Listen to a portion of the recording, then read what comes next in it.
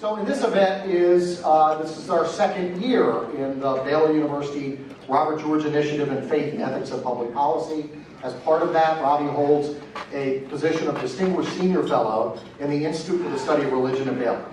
Our collaboration with Robbie gives us the opportunity not just to feature one of the leading philosophers, legal scholars, and public intellectuals of our time. It also allows us to highlight a set of ongoing conversations in which he is engaged with a host of others from a variety of religious, philosophical, and political backgrounds. So the informal title of this collaboration is Baylor and Robbie and Friends. And we're happy to welcome another dear friend here today. But last year we began, many of you were with us in the fall, with an event called the Challenge of Secularism, Christian, Jewish, Muslim Trialogue, which featured Robbie and Rabbi Jonathan Sachs and Sheikh Hamza Youssef. And we ended here in the spring with a conversation on the life and legacy of Martin Luther King Jr. with Robbie and Cornel West. We launched this year's collaboration, Still Stuck, in 1968, an event examining the political vision of Robert Kennedy and the politics and culture of the late 60s. Features Robbie in conversation with his good friend from Harvard, Michael Sandel, and Robert Doerr as moderator.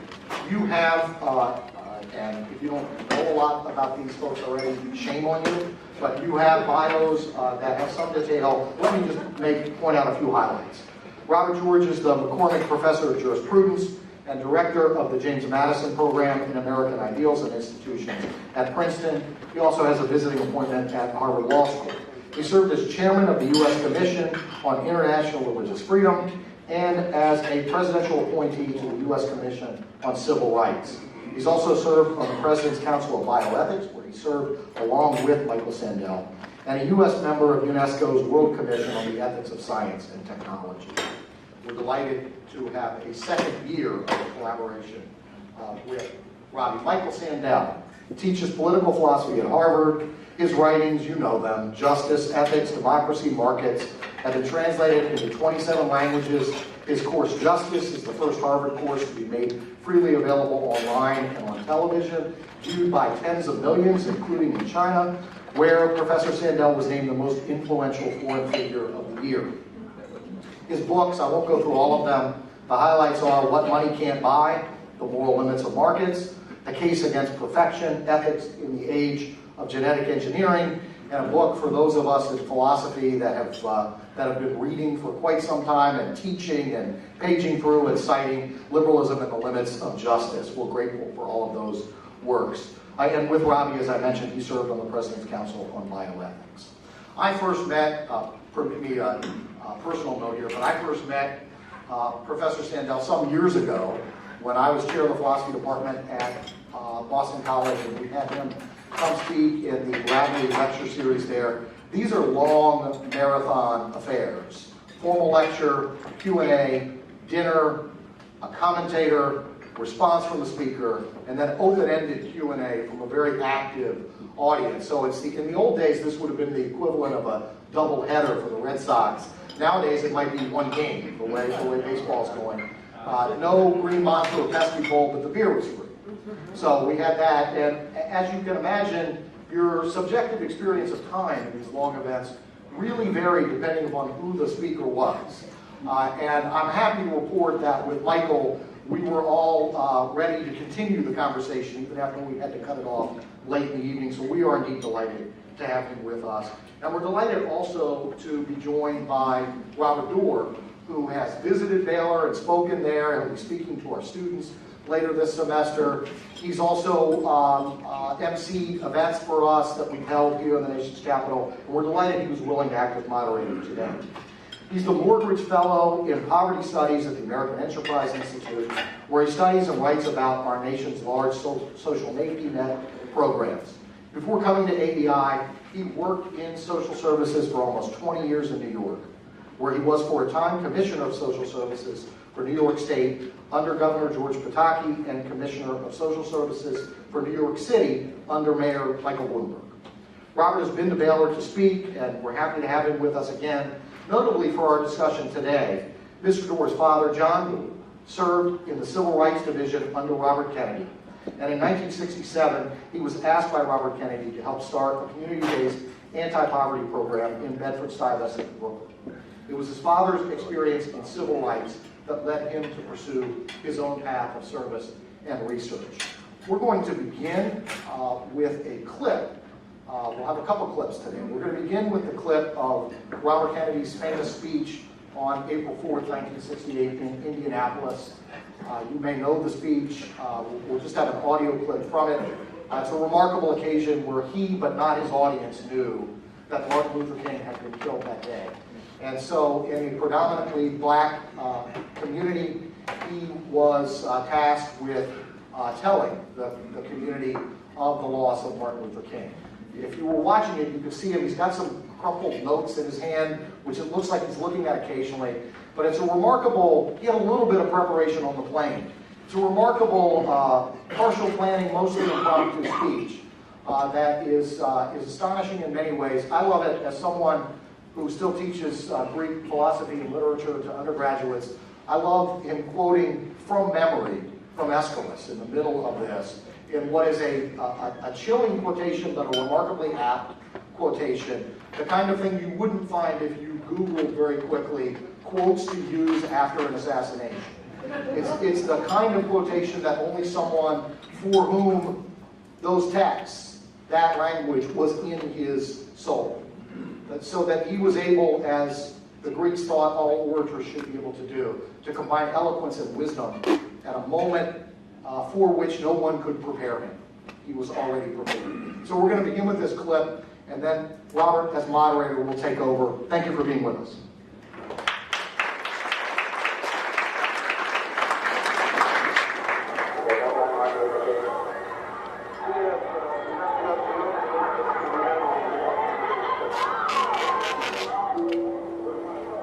Could you lower those signs, please? I have some very sad news for all of you, and that is that Martin Luther King was shot and was killed tonight.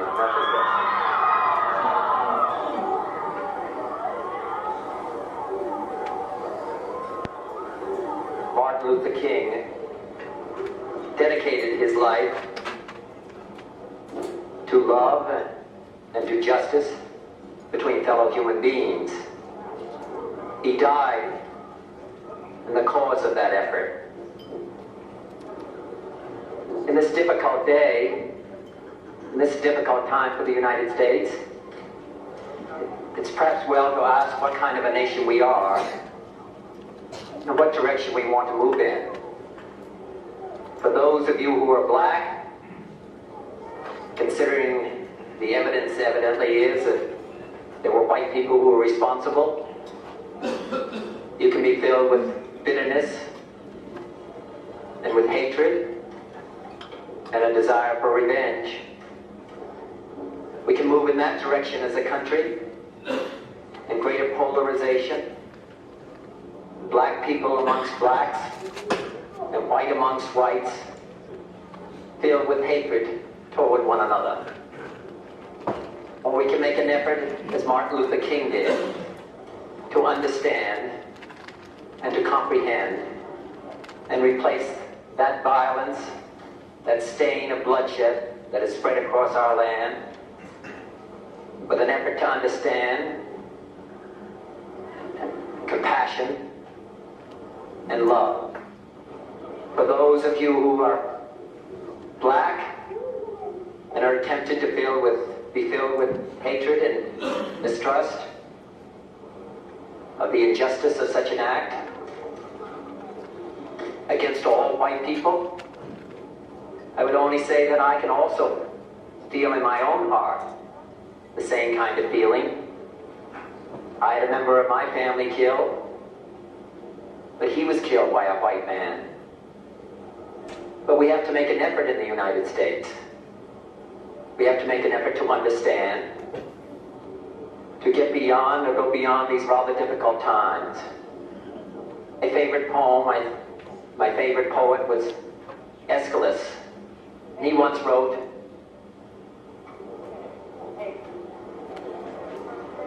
"Even in our sleep, pain which cannot forget falls drop by drop upon the heart, until in our own despair against our will, comes wisdom through the awful grace of God. What we need in the United States is not division. What we need in the United States is not hatred. What we need in the United States is not violence and lawlessness, but is love and wisdom and compassion toward one another, feeling of justice toward those who still suffer within our country, whether they be white or whether they be black.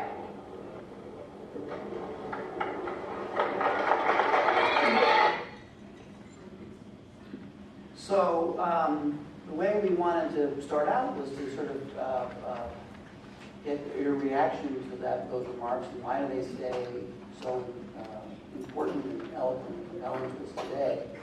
I also need to point out before I return to you is that as moderator of a panel like this, the important objective is to say as little as possible and let you two talk. So I'm going to do my best at that. So Michael, start us off. What is it about that speech that still speaks to us? Part of it is the moment. And part of it is something, actually I was looking around the room as we were listening. And it struck me that people's pose as we were listening was almost as if listening to a prayer, not a speech by a politician or an announcement of an event. I think the most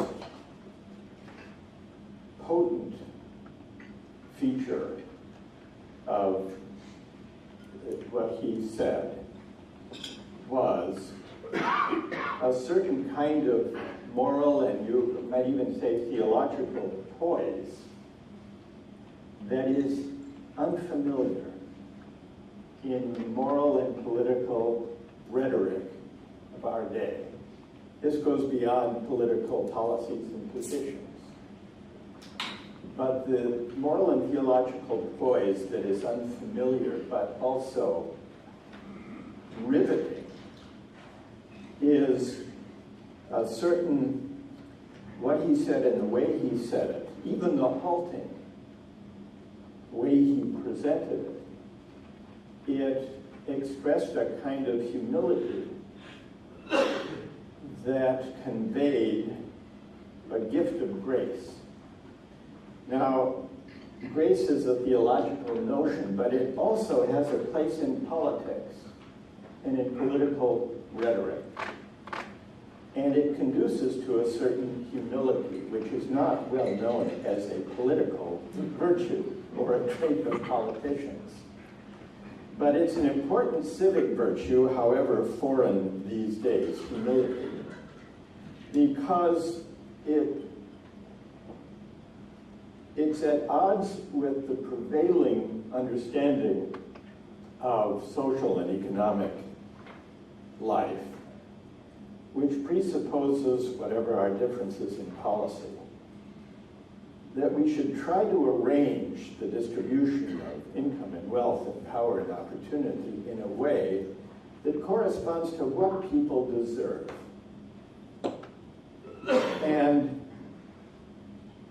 so the defenders of the results of free market capitalism say those who work hard and display entrepreneurial drive deserve the riches that the society accords those who are successful. And then critics of free market, unfettered free market views say it's no doing of those who land on the bottom or who struggle, in many cases, that they've not had the opportunities to strive and compete so that they too can rise and land on top. But both positions presuppose that the whole aim is to organize society in a way so that at the end of the day people get what they deserve and believe they've gotten what they've achieved thanks to their own doing. The rhetoric and the register and the moral theology of grace and of humility suggests that seeking a just society maybe shouldn't be about matching merit to reward, to what we deserve on this earth or in this society. Maybe justice is bigger than that. And so I think that's what's unfamiliar and also striking and powerfully alluring. The stance, the moral poise that comes, and quoting Aeschylus at the end reinforces this. It's a tragic sensibility, in a tragic view, rather than a kind of confidentialist view of life and of politics. There's the humility humility points to a more generous politics and a more generous orientation to those with whom we disagree. Robbie? Well, Robert, first let me thank you for being our moderator today. It's kind of you to do it and a pleasure to have you with us. And let me also thank my dear old friend, Michael Sandel, for being part of today's event, really the featured person in today's event. As Tom has noticed, Michael and I go back some way as friends, but long before I ever met Michael in person, I was reading and benefiting from and assigning to my students his writings, which were the most powerful in contemporary political theory. And I've learned an awful lot from Michael over the years. He will think not quite enough, I think. But I wanted to take this opportunity to do something I've never done before, which is actually to thank Michael for all that I have learned from him and from his work. Baylor, thank you, and Tom Hibbs, thank you and Baylor for this initiative. The initiative in faith and ethics and public life has been, from my point of view, a great success, and I see even greater success in the future, and I'm just very, very proud to be associated with it. Thank all of you for coming, but a very, very special word of thanks to a very important man in my life and in Michael's life, who is here. I want to recognize and salute Dr. Paul McHugh of the Johns Hopkins Medical School. There are few people in the country, few people in the world who've done as much good for human beings with a hand of compassion and generosity and wisdom. Very few have done what Paul McHugh has done, and it's just such an honor, Paul, to have you with us today.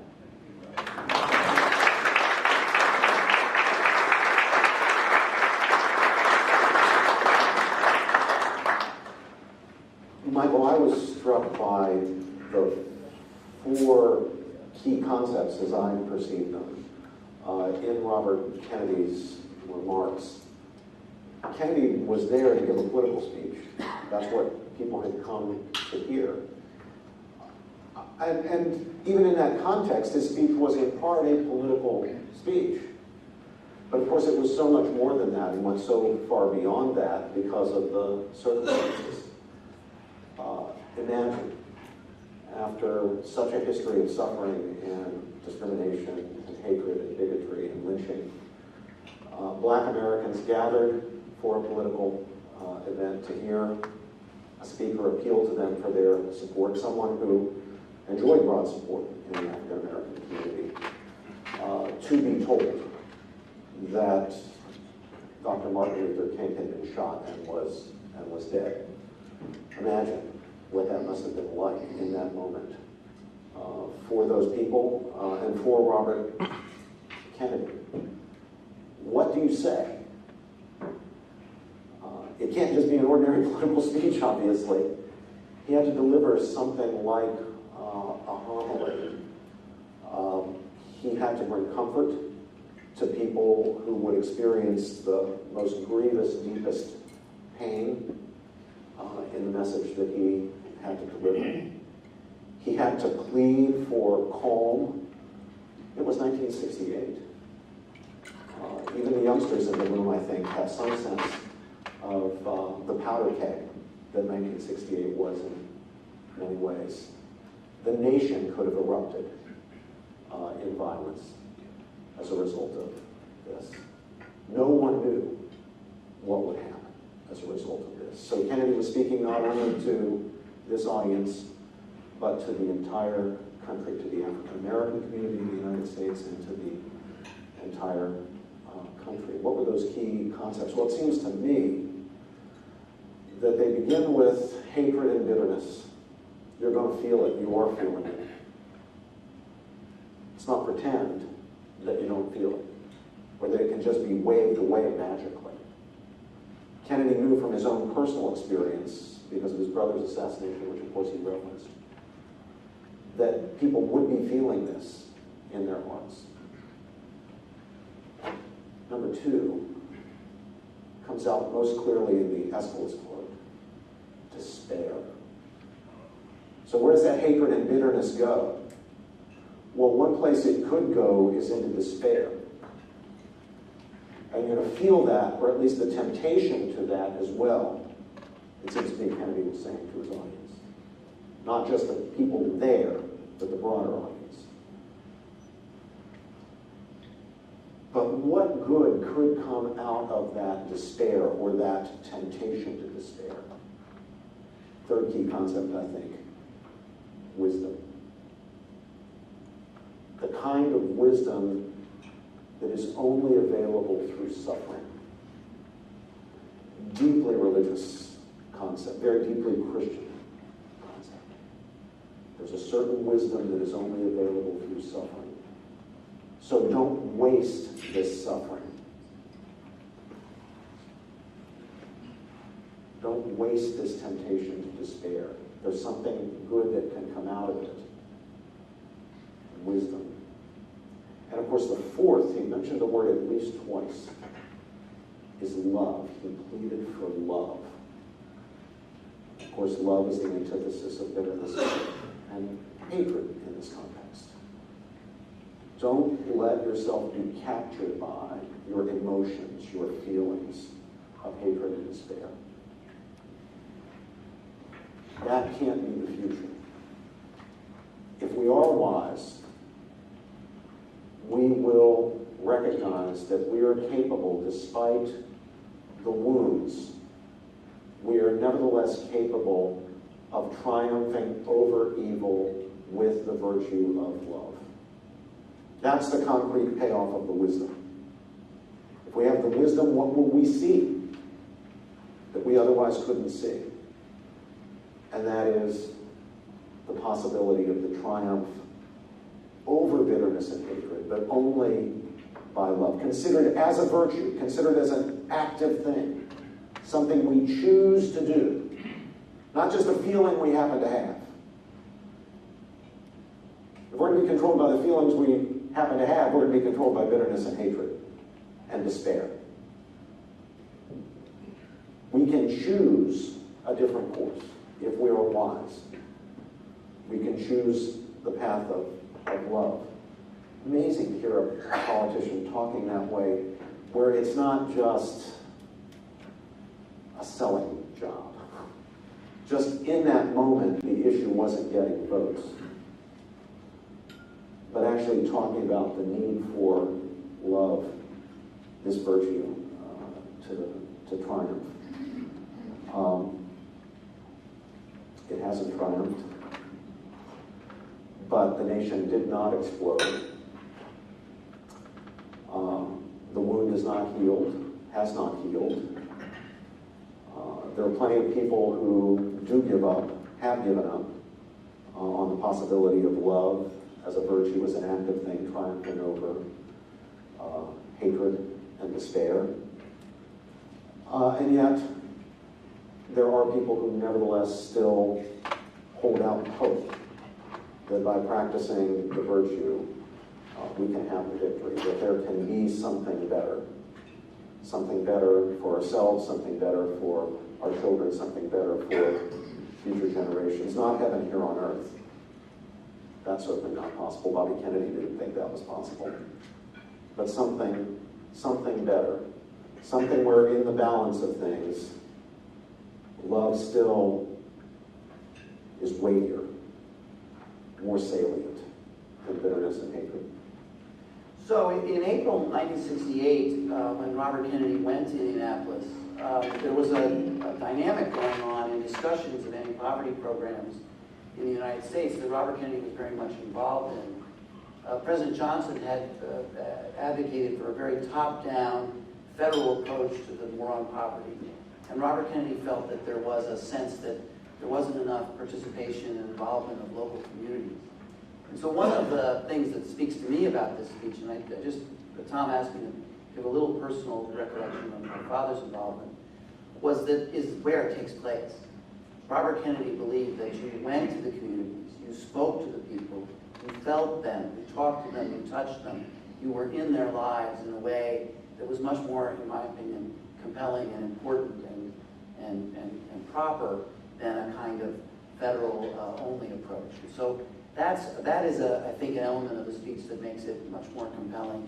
The other thing about Senator Kennedy is that he shows in the speech something that is so rarely shown, or wasn't then, maybe people do it now, but in a kind of a phony way. He was willing to show great vulnerability and hurt because he had been hurt. Robert Kennedy was a tough man, he was a strong man, he was an arrogant man, and then he lost his brother. And he really, I think, had a turning point in his life when he felt the kind of pain he felt after the assassination of the president. And this speech shows that vulnerability. He says to these hurting people, I hurt too, and I understand where you are. And the last thing that I think is, maybe you don't hear because the speech didn't go all the way to the end, and this is the most remarkable thing about the speech, and the part that I and my father admired so much and really inspired us. It's a patriotic speech. He loves America. He says at the end, say a prayer for your country. And it reminded me a little bit of the note he sent to his children after the assassination of the president. It finished with, love your country, love America. In the time of deepest pain and hurt, he was saying to his children, and to those he were most close to, stick by your country. We've had challenges in the past. We'll have challenges in the future. But if we stick together, if we come together around these other principles, we can prevail. So I think that, to me, that's what it means. And again, for someone whose father worked for him in civil rights and then went to Bedford-Stuyvesant to work on another, and in some ways more challenging problem for our country, the issue of poverty in America, that continues to be inspiring and to make me want to continue to be involved in public debate. So, so that was my one little interlude. I'm now going to go back to moderator. I couldn't resist Tom asking me to give a little personal record. So, Michael and Robbie, Robert Kennedy is, the memory of Robert Kennedy is sometimes captured by the progressive left. But it's not clear to me that in his public pronouncements and his persona and what he advocated for in the country, that he really is a liberal in the way that we see liberals today, whether it has to do with his evocation of faith or patriotism or law and order. Mike, what do you think about that? Is Robert Kennedy a typical liberal that we think of in the political sphere today? No, and what I think he was trying to do was to redefine liberalism and connect it more deeply than it has been in recent decades to a substantive conception of morality and a just society. I think one way of describing what was so distinctive about Robert Kennedy's attempt to recast liberalism, which sadly wasn't followed after his death by the Democratic Party for the most part. Liberalism is about freedom on any account, but there are two competing ways of conceiving freedom that were very much competing with one another by the 1960s. The more familiar conception of freedom, and the one that came to predominate, was the idea that freedom means enabling people to choose and pursue their own ends and desires and preferences, whatever they may be, consistent with respecting its others. That's one conception. of freedom that defines a certain strand of liberalism, and it's the strand that has informed contemporary liberal politics in recent decades. Robert Kennedy didn't adhere to that conception of freedom. He harkened back to an older civic or small r Republican conception of freedom, which held that freedom isn't about enabling people simply to pursue their own ends and desires.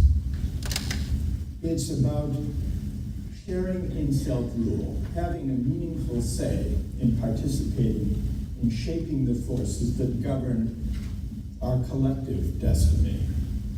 And it's a conception of freedom that goes back to Aristotle and to the Roman conceptions of freedom. And connected to it for Robert Kennedy and for much of the Republican civic tradition is the idea that in order to equip citizens to have a meaningful say in self-government requires that there be a common life that cultivates certain civic virtues.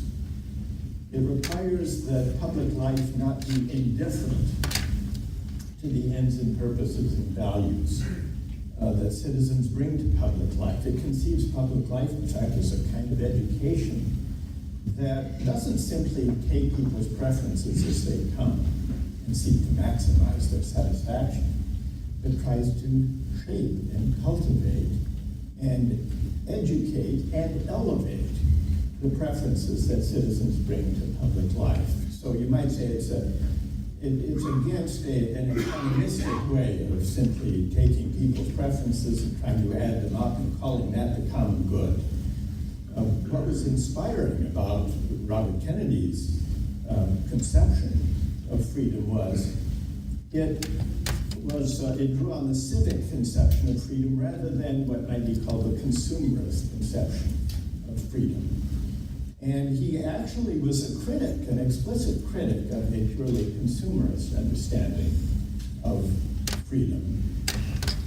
There is, I don't know, Rob, you want to come in on this, and then I'd like to see if we can listen to another Robert Kennedy speech that brings out this point of contrast. But first, why don't you? Yeah, I want to say that what you just said strikes me as absolutely right. I think it's very important to understand that a transformation took place, certainly in the realm of ideas.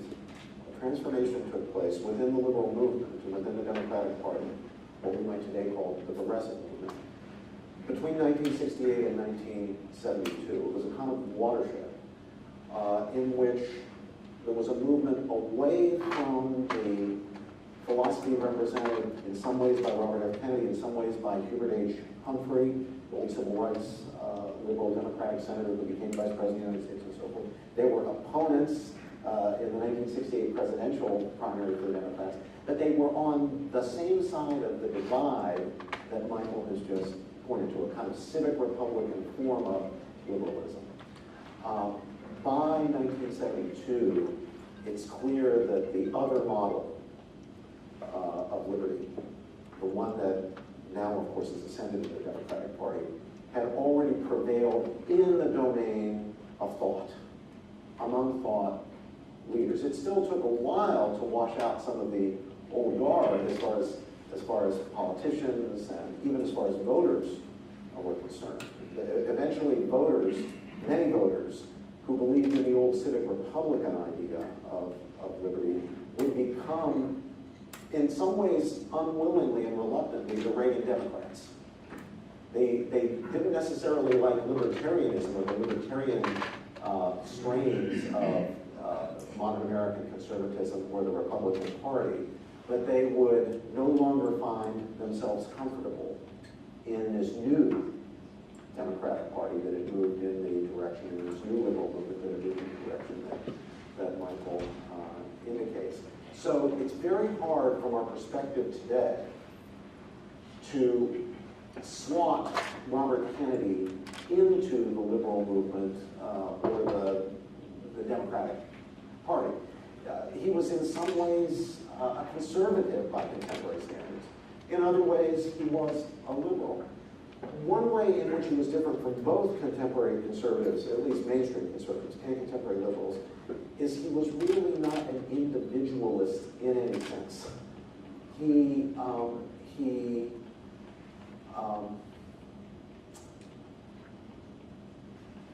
did not certainly qualify as what today is called an expressive individualist.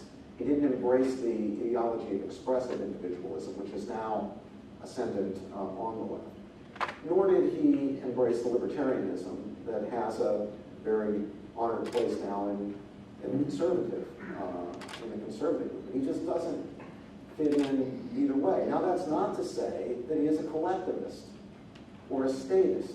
In some ways, like most people of his movement and party at the time, he was a New Deal Democrat, but he was also a fierce anti-communist.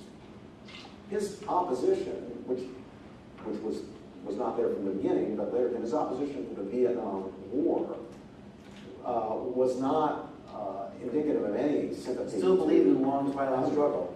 Yeah, that's right, and he also believed in personal responsibility. You know, he could be a pretty tough guy on issues of personal responsibility, even after he had come out against the war.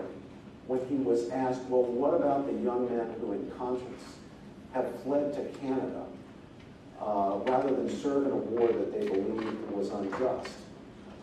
What did Kennedy say? What did Robert Kennedy say? He said, well, they did the right thing in following their conscience, but they did the wrong thing in leaving. If their conscience required them to not fight, they should have stayed in the United States and taken the consequences. To act in fidelity to your conscience also means accepting the consequences of your conscientious objection. And you see there reflected this sense of personal responsibility, this sense of patriotism. You don't flee the country. Even if your country's wrong, you don't abandon it. In fact, that was the word he used, if I recall correctly, that they have abandoned, where they've gone wrong, is they've abandoned their country. Now, what he was asking these young men to do was go to jail. Stay in the United States and go. It's a pretty tough demand to make on people, especially when you think that they actually haven't done anything wrong in refusing to fight. He's not criticizing them for refusing to fight. He's criticizing them for running away. Well, I want to get to the speech that you want to say, but before we make Robert Kennedy too conservative, we also need to remind you that he did believe in government. He believed in government's efforts to help people that were in need or difficulties. And one of the speeches that happened in '68 was when he was making a speech before a fairly upper middle class audience of medical students. I don't know if you remember this, Michael. And someone shouted down, he was talking about what we needed to do to help people who were struggling. Someone shouted down, well, who's going to pay for that? And Robert Kennedy said, you are. So let's not go so far to make him into, he did believe in that. Michael, when you talked about his civicness, that was part of his civic involvement. Responsibility of both those in need who we're trying to help, but also of all of us to serve our country. Yes, and I think it's important to bear this in mind. It's hard to map these broad traditions of thought onto the contemporary sides in political argument, Democrats and Republicans. I agree with Robbie that RFK was in some ways more conservative than many contemporary liberals. But I also think he was more to the left than the mainstream establishment wing of the Democratic Party has become. And the reason he was more to the left was animated precisely by this civic tradition and what he thought it required. So that he was a critic of the managerial, technocratic orientation of politics that came to inform not only the contemporary Democratic Party, the mainstream, but also mainstream Republican free market orientation. He would have been a critic of both of the mainstream Democratic and Republican preoccupation with market values and with managerial, technocratic orientations to politics. The civic tradition also led him to favor community development corporations, which is something you mentioned, Robert, in the name of, not in the name of saving money for the federal government or sparing taxpayers, but in the name of actually cultivating participation, not just helping poor people, but equipping them to be effective citizens with voices that would matter and that would count. The community development corporations were not only anti-poverty agencies, they were also agencies, as Robert Kennedy conceived them, for political organization and empowerment. And for him, the civic strand of freedom required not only help for those in need, but empowering them, organizing them, inviting them, enabling them to become effective citizens. Another respect in which he was to the left of mainstream Democrats and Republicans today. He was a critic of the consumer society. And this comes out in a passage from this speech, a clip of which we have, that he gave in Kansas, I think it was the University of Kansas, in March of 1968, where he begins by talking about injustice, the injustice of poverty, and the poverty suffered by miners in Appalachia who are out of work, and also of African Americans in the inner city. So this is a standard critique of poverty, those in need of help. But then he turns his attention to the complacence, the poverty of satisfaction of those who are affluent. So let's just listen to get a sense of how far-reaching was that critique. And I run for the presidency because of that. I run for the presidency because I have seen proud men in the hills of Appalachia who wish only to work in dignity, but they cannot, for the mines are closed and their jobs are gone, and no one, neither industry nor labor nor government, has cared enough to help. I think we here in this country, with the unselfish spirit that exists in the United States of America, I think we can do better here also.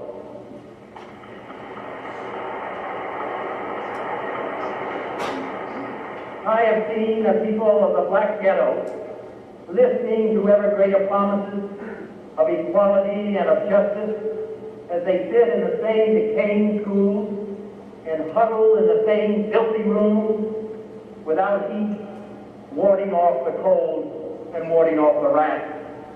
If we believe that we as Americans are bound together by a common concern for each other, then an urgent national priority is upon us. We must begin to end the disgrace of this other America. And this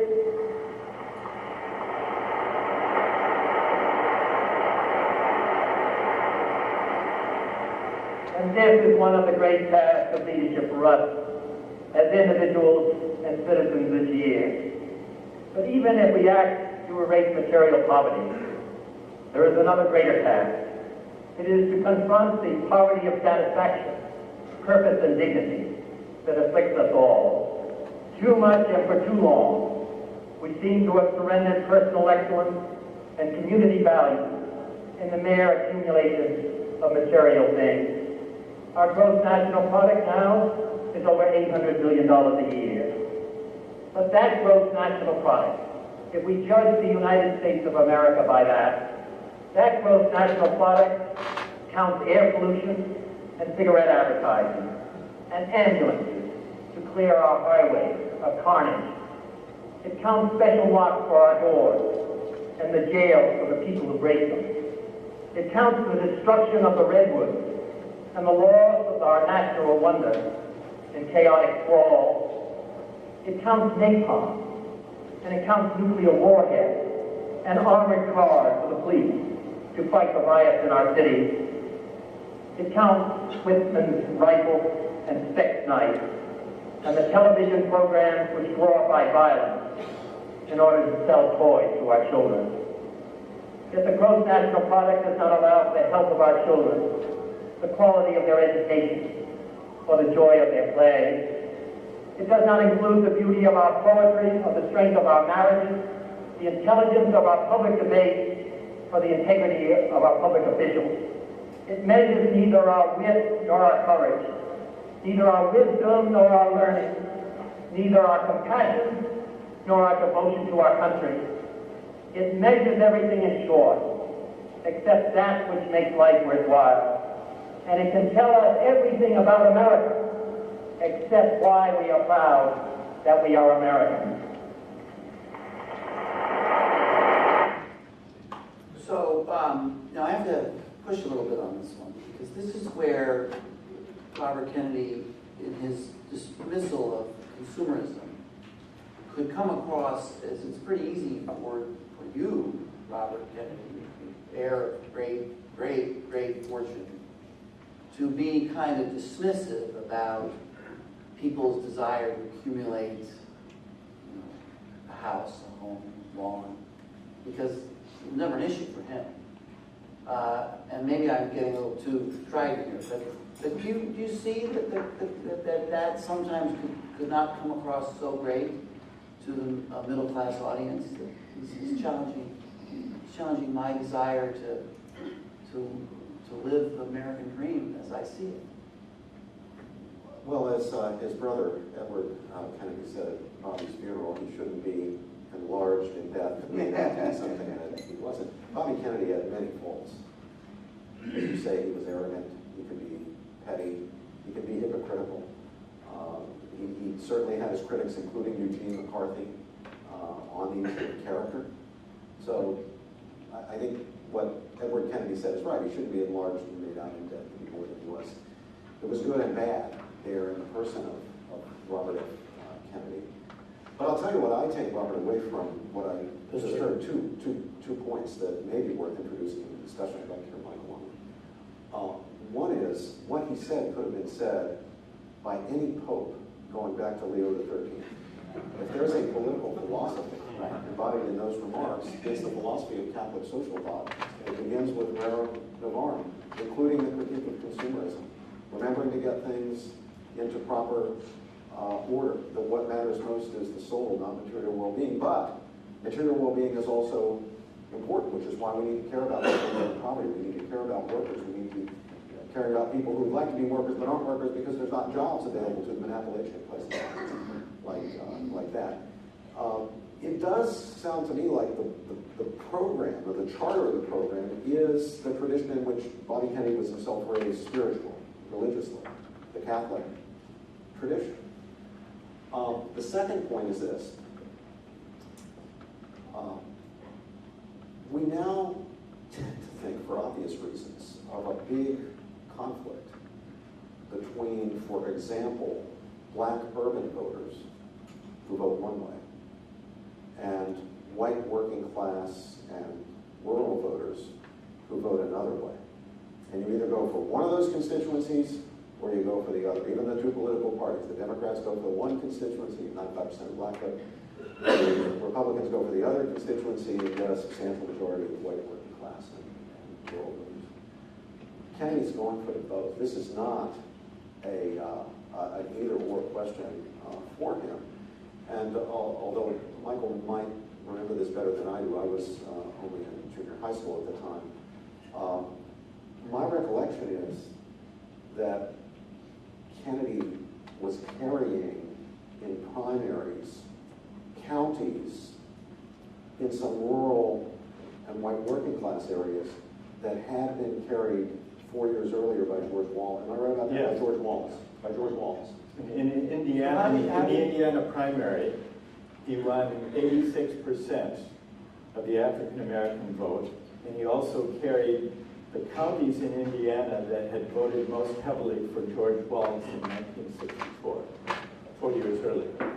And this is because, and this bears out the last point, Robbie, that you were making, he was, actually, Robert Kennedy, here's a category we haven't used in the discussion so far. He was a kind of populist in the sense that he spoke to powerlessness and the condition of powerlessness, of which poverty was only one expression. You were so right about this. And he was not only speaking to the powerless, he was a critic of the elite. Now, he might have been a hypocritical one, Robert. No, I didn't say it was a word. I just said it could come across as a little bit Well, he sometimes was unsympathetic. hypocritical, there's no question Yeah. about that, but he was also a critic of the elite. Do you remember when he said to white upper middle class students, it is your student deferments that is forcing the burden of this war onto poor black people? That's a populist critique of the elite giving privileges to itself at the expense of ordinary people, especially less well-off people. I believe that Jack Newfield and Jeff Greenfield have both been aides to Bobby Kennedy. And out of the campaign, Greenfield is but I think they wrote a book together proposing a new populism. Not an idea that we these days identify with left or with the left-side party, but that was what they took from this campaign, the possibility of a new, appropriate for the times populism. Well, if I could just add, and I don't know whether this is something that would be an extension of your thought that you would share, Robbie, but I would say that Robert Kennedy, what he was doing was offering an alternative to the managerial liberalism that in the 1960s was already quite prominent and that gathered force after his death in the Democratic Party. What he was offering was an incipient left populism that would have spoken to and drawn support from the white working class and the African-American voters in the inner city, Hispanic voters, recent immigrants. That's right. And his political coalition consisted during those primaries of both. And the populism that we've seen in the last election, we saw two carriers of that populism. In his day, there was we had already on the political scene the strand of populism that issued in Trump, namely George Wallace. George Wallace was an early 1960s, early 70s, populist forebearer of Trump's version of populism and the same kind of constituency. But if you look at the recent election with in the primaries, Trump in the Republican primaries, Bernie Sanders in the Democratic primary, each of them in a different way was offering a kind of populist appeal. Now, never mind that it turned out that once in office, the populism largely disappeared except in certain narrow areas. But the Bernie Sanders left populism was in a different, more resonant version, I think, found early expression in Robert Kennedy's 1968 campaign. What made it more resonant was that it was tied to a larger conception of national community than Bernie Sanders articulated. But as far as the economic critique and the critique of elites and the complacence of elites, those on top, Robert Kennedy was very much onto this, but he connected it to this more strenuous civic project, which includes the question of military service, it includes the question of patriotism. So what made it powerful and resonant was it was a critical left populism that took as its target consumerism and the power of concentrated wealth. That's the Bernie Sanders side of it. But it was connected for Robert Kennedy with a strong sense of national community and a more demanding idea of participatory citizenship. Yeah, I think that's the key word, participatory. So the critique of managerial rule, the other side of the critique, so that's what we're against, that's what we're against managerial rule. What's the alternative? It's participation. So when it comes to the decisions that will affect people's lives, they shouldn't just be made by experts who know better than they. They should be made by the people, whether they're Appalachian coal miners, or blacks in inner cities, wherever they are, should be made actually by those people. When you think about it, it's quite a radical idea, at least for us, for our ears. Because we're tempted to think well, gee, why don't you want the smartest people, the most informed people, the best educated people making decisions? Why should people be making decisions for themselves when they don't know what the heck they're doing? The one other element of the ability to attract voters, two other elements, both from the white working class and from the black urban population, was that in its experience in the civil rights movement, you know, there were ebbs and flows there. The Justice Department and the Attorney General weren't always able to be 100% on the side of the movement. And there were times when they were trying to win over and bring on the moderates in the South. And so there were elements, and then in his welfare policy, he always believed in work as being part of the responsibility of receiving assistance. So there was an element of Robert Kennedy, white liberal politician, who could say no to the blacks or the radical blacks.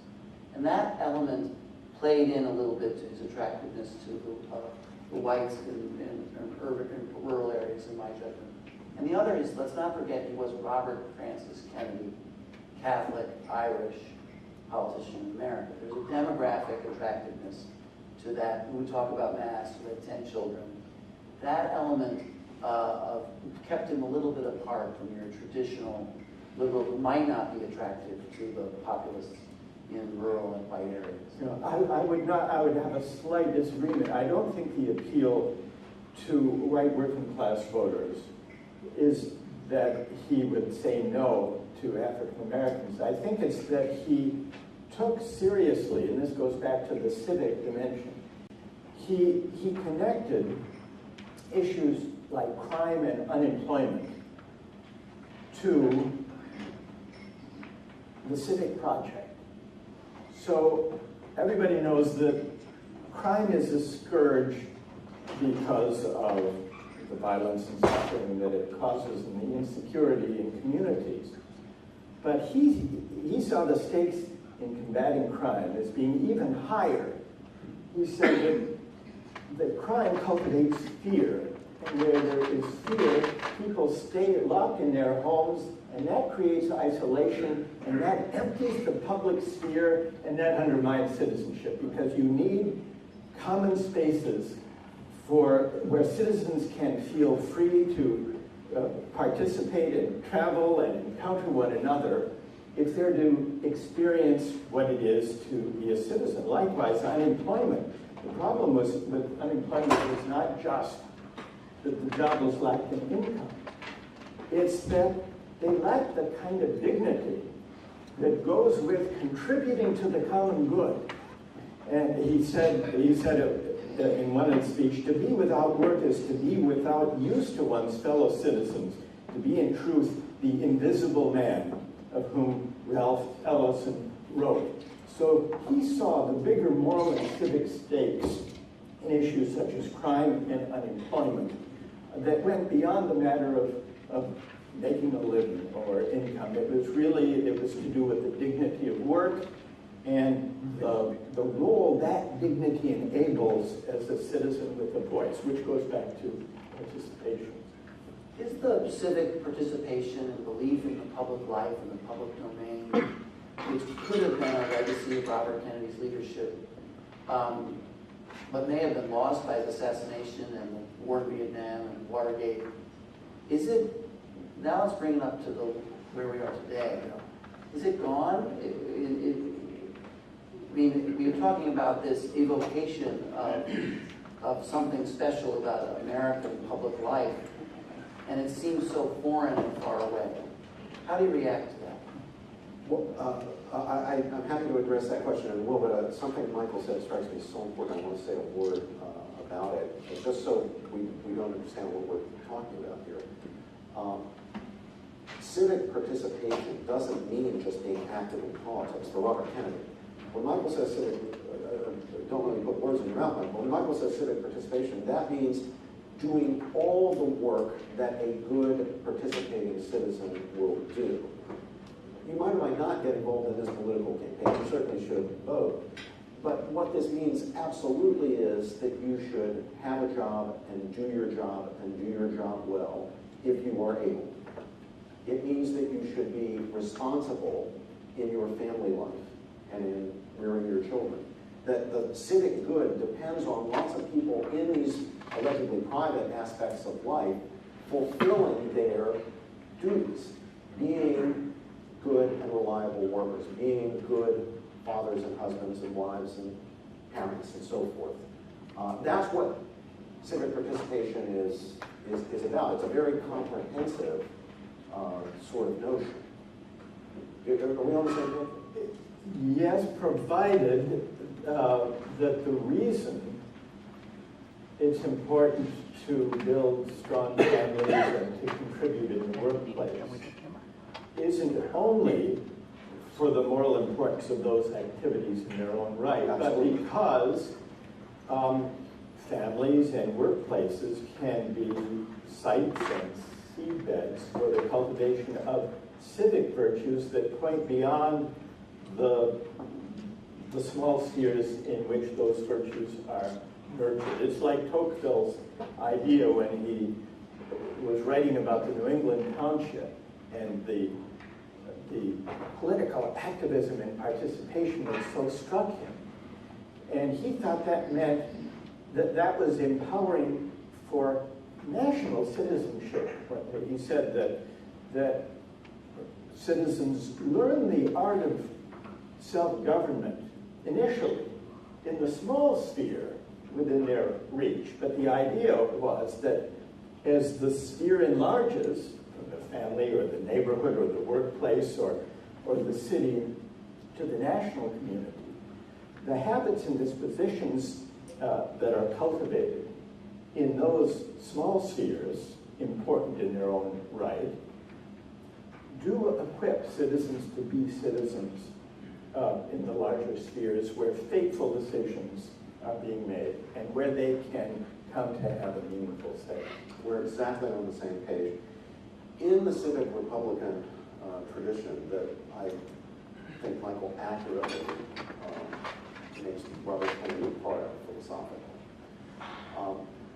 one of the key ideas is that you need a well-ordered public, what we would call state. You need a well-ordered state. You need a well-ordered civic life. But for that to be possible, individual citizens must have a well-ordered soul. So what happens in the character of the individual is not only important, is important not only for its existential significance for that particular individual and the members of his family and the people close to him who will, for better or worse, live with the consequences of his character lives. If we cannot govern our own passions, if we are not virtuous in our own lives, then we will not be the kinds of citizens who can actually have free institutions and free government. We will require a despot. And in the nature of things, the despot will very often be a tyrant.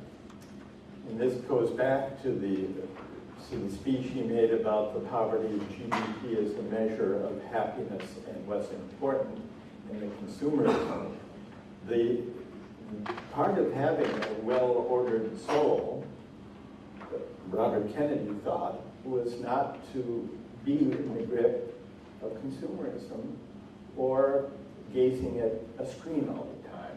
He didn't put it quite in those terms. But what's interesting about the strenuous civic vision in whose tradition Robert Kennedy stood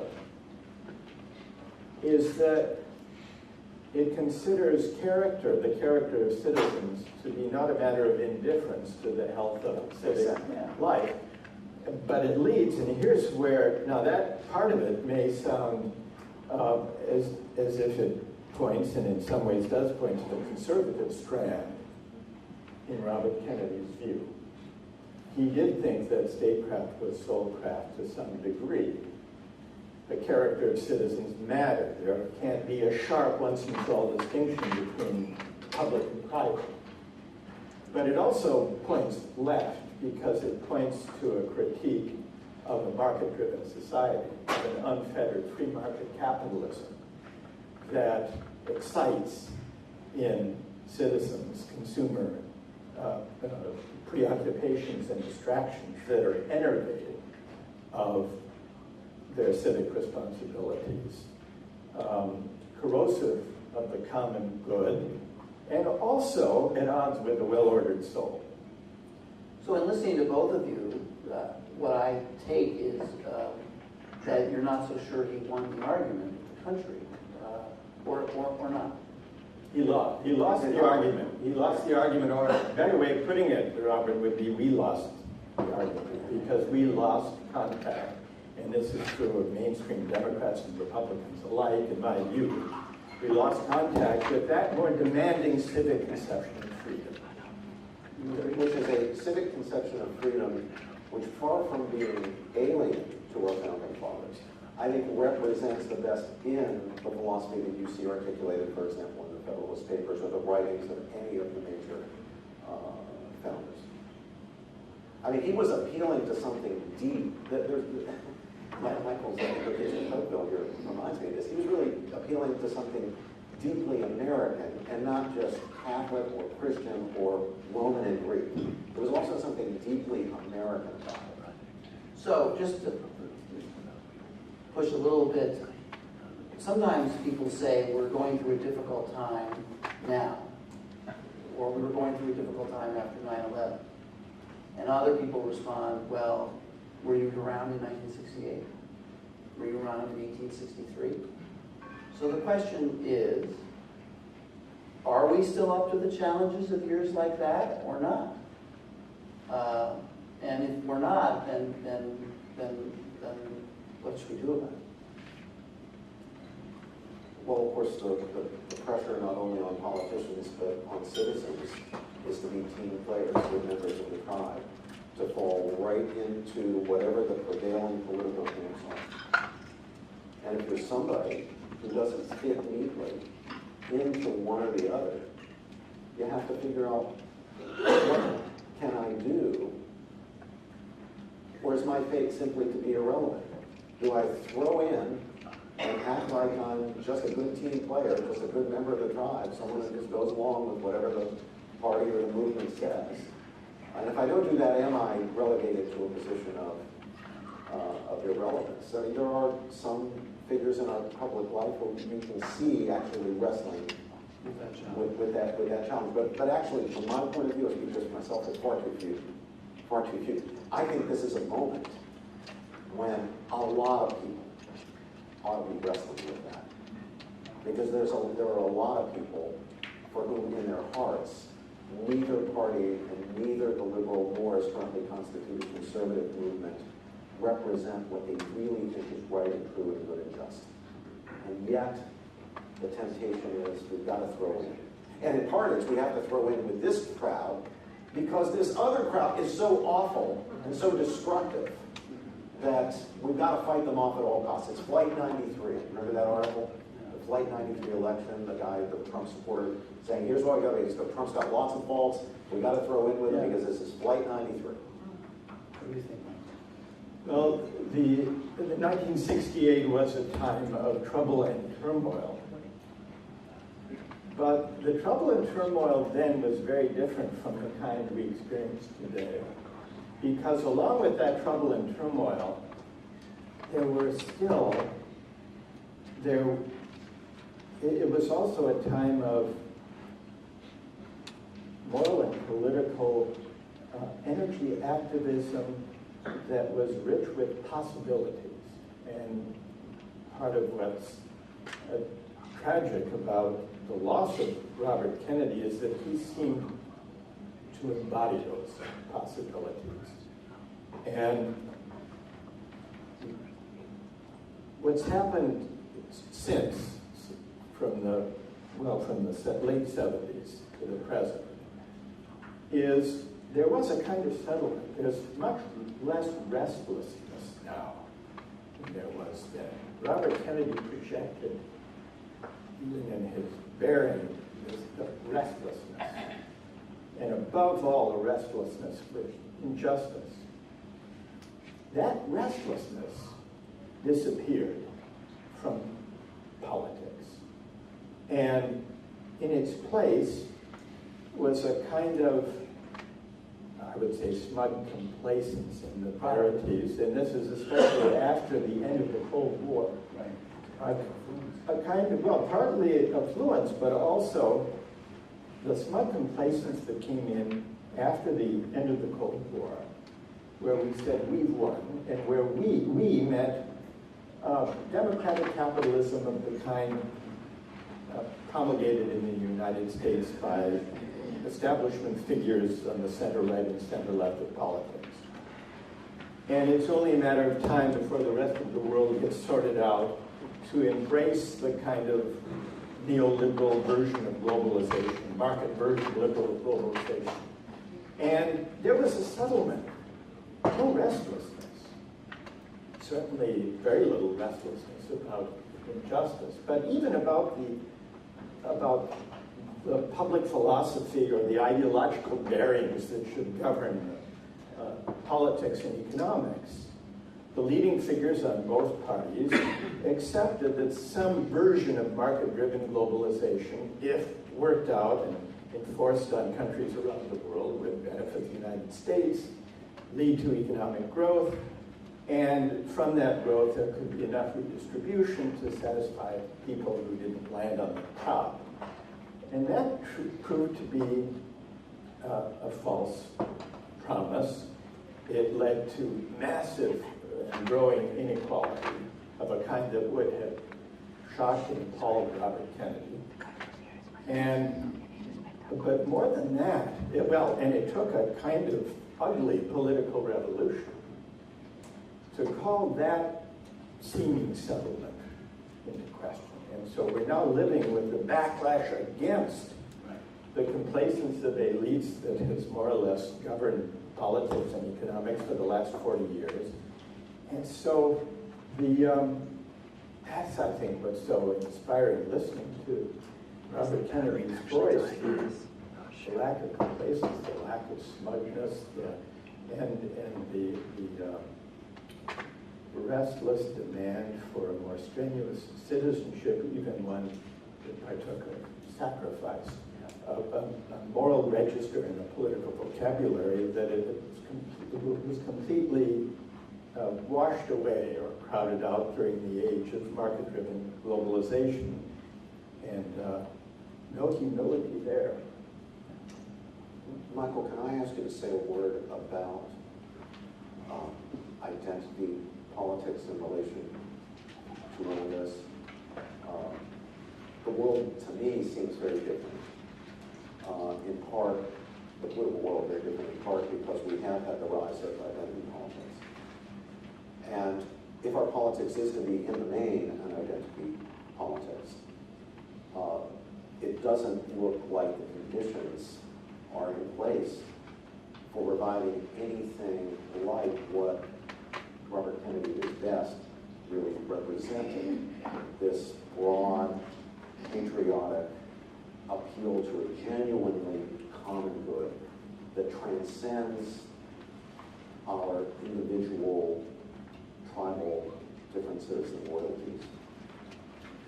Well, I think identity politics understood in that way is a symptom of something larger, which has to do with privatized self-understandings that are encouraged and embedded by a single-minded project of market-driven society. And so, since people find unsatisfying a purely market-driven way of conceiving the common life or the public good, they reach for meaning, sources of meaning that aren't provided by the understanding of politics as economics by other means.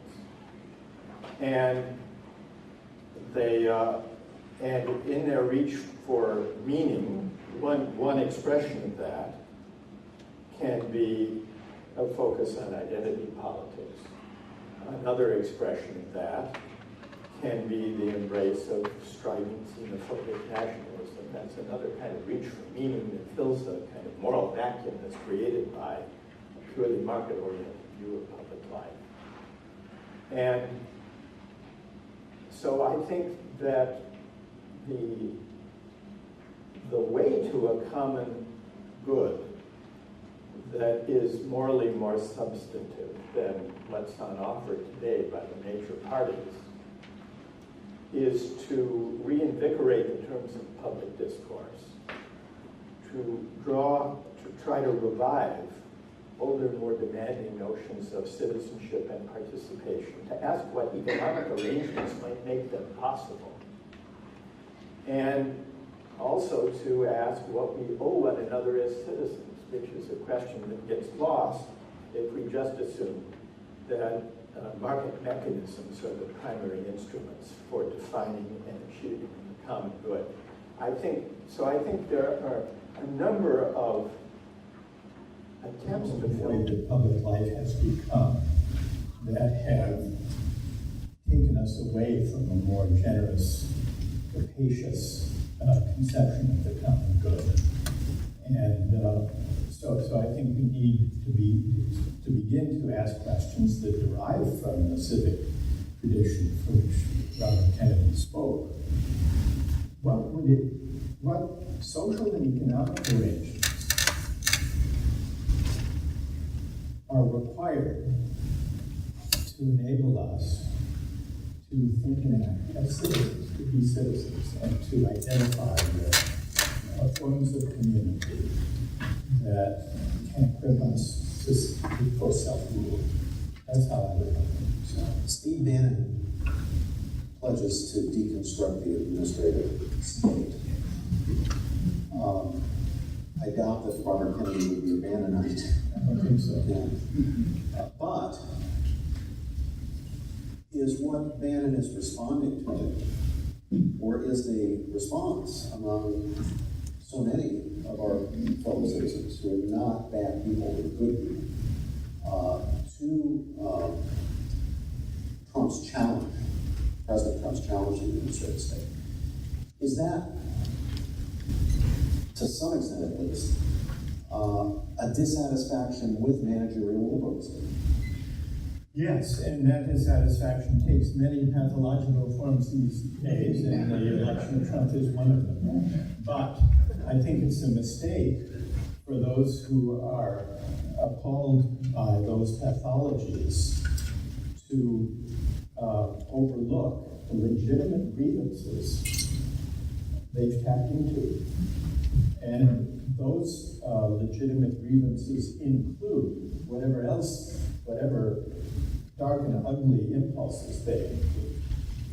They include a resentment of elites who have managed and organized and promoted basically a market-driven version of globalization that has heaped enormous rewards on those on top and left most ordinary people disempowered.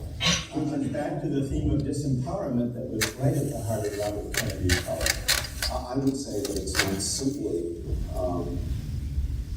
equality, or even strictly speaking, economic troubles, but it's a sense that other people are running our lives as individuals, our lives as communities. They're telling us what's best for us. They're trying to look after us as if we're children. And I think that has generated quite a great deal of resentment, to which the answer must be some sort of greater participation, some sort of subsidiarity, some sense that people ought to have control over, at least some say, in the decisions that will shape their futures and their families and their children's futures. I think a lot of the resentment has to do with that. We are being managed. Please don't manage us. We don't need to be managed. So we have time for, I think, a couple questions from the audience, and then we'll wrap up. So, good moderator always gives an opportunity for questions, so there's... Unfortunately, we are going to have to wrap up, so any final thoughts that... Yeah, okay. Here's questions. Final thought. I've enjoyed this immensely. Michael? Either one. You guys have the last word. Well, I would go back, just as a final word, to the opening speech that we heard, and to the spirit of it. Part of the legitimate grievances against elites carries with it the sense that people have, ordinary men and women have, working people have, that elites, financial elites and political elites, look down on that. Also academic elites, journalistic media elites, that people on top are looking down. So it's not only the widening and inequality, it's the sense that those on top believe they landed on top thanks to their own doing. They deserve to be there. By implication, if that's right, by implication, those on the bottom and those less fortunate deserve their fate as well. The sense people have that they are being looked down upon is not entirely mistaken.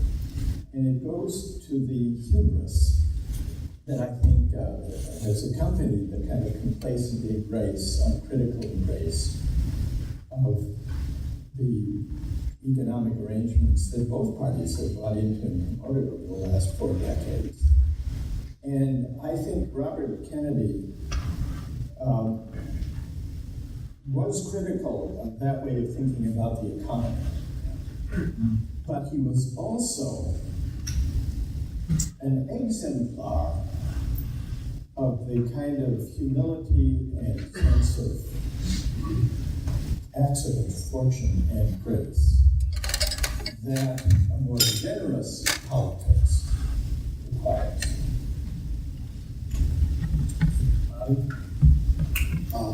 I'll take us back to the inaugural event in this Baylor initiative, which Tom mentioned, which was the wonderful conversation I was privileged to have with Chief Rabbi Jonathan Sachs and Sheikh Hamza Youssef on the challenges of secularism. By 1968, there was already a religious-secular divide, which tracked to a very considerable extent the elite-popular divide. That has become more pronounced in these 50 years, considerably more pronounced. Robert Kennedy could speak to a culture that, although representing many different faiths, had a kind of shared background of faith, and of indeed biblical faith. Even some of his references easily resonated across the board because they were biblical or derived from biblical notions and concepts and stories. Ditto for Martin Luther King. When Cornell and I had our dialogue in the initiative, that was one of the points that came out. That is no longer true. We're still a much more religious nation on the whole than most of the Western European nations, and yet secularism is advanced, especially among the elite in our culture. So the elite sector of the culture is much more secular. And I think that is something that we've got to take into account and add to the mix. It's not just that wealthy or highly affluent people are looking down on people who are less affluent, less well-educated. It's secular people, sometimes for whom secularism is a kind of religion, almost a kind of fundamentalist religion, looking down on religious people, whether the religious people are Jewish or Protestant or Catholic or Mormon or Muslim or whatever they happen to be. And I'm kind of not sure where this goes, but I know that the problem is cultural and not simply economic. I think Michael's right to place the emphasis he does on the economic aspect of the thing. But there is also this powerful cultural one as well. The resentment is not only that people have a lot, disproportionately more wealth than other people, and seem to assume that they earned it and therefore I deserve the lower position on the ladder that I have. It's that people of a secular bent look down on us as if we're rubes and fools and bigots and idiots because we are people of faith. We now are facing a challenge, I think, that Robert F. Kennedy in his time did not have to face. Thank you very much, both of you.